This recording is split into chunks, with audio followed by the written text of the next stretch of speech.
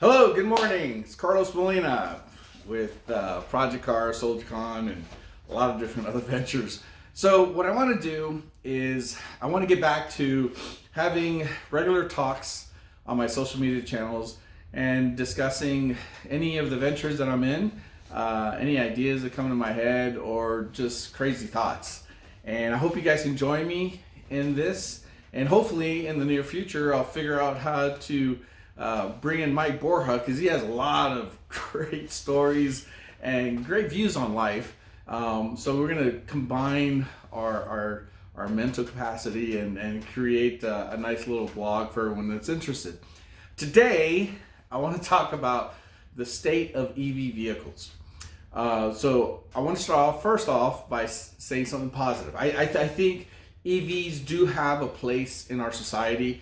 I believe EVs can be used for public transportation because, you know, put them, all these batteries underneath the bus, make sure the bus is carbon fiber and lightweight, pick up people, drive them around, and then they can power up the buses at a centralized location for the city, and they know how much consumption is going to be drawn by these buses, and it will be beneficial. I think also if we get to a point where EV can push mass transportation of goods throughout states, that's another good use for it.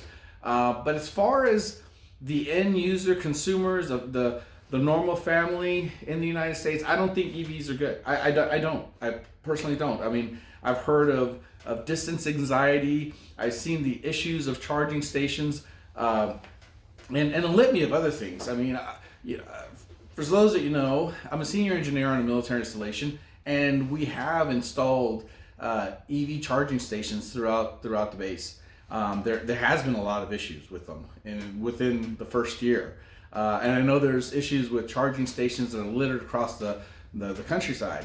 Everything from people vandalizing the charging stations, to urinating on the charging stations, to having to wait a long time just to charge a vehicle. There is problems. There's also problems with the power grid. I would like someone to tell me a power grid, a city where everybody in that city would own an EV vehicle and be able to charge their vehicle at night, and the power grid have the resiliency to sustain all that draw of electricity. I mean, California, who wants to go to full EVs in 2030, they can't even have their air conditioners on all day long, but yet they think that every household is going to have an EV and be able to charge it at night. I don't think it's going to happen. I mean, prove me wrong, please. I'd love someone to tell me, oh yeah, we can have all EVs in California and it's not going to do anything to the power grid where we can't even have our AC on all day long. I'm not big on EVs. You haven't got it. I mean, I love supercharged V8s. I love the feel. I love the sound. I love the performance of a V8. I love turbo compact vehicles. They're great. I love it. Yes, if you get an EV vehicle, it's automatic. The only power you're losing is the friction of the tires on the asphalt. That's it, because it's direct power. Yes, it's exhilarating, but I don't get a kick out of it. Most car guys don't. I think there's a lot more resources that are used in the mining of EV batteries, and then you have the problem 6 to 8 years down the road. What are you going to do with all those EV batteries? It's like nuclear waste. You may think I'm talking out of my fourth point of contact, but prove me wrong. Show me a power grid that's going to sustain EV vehicles for every household in that city.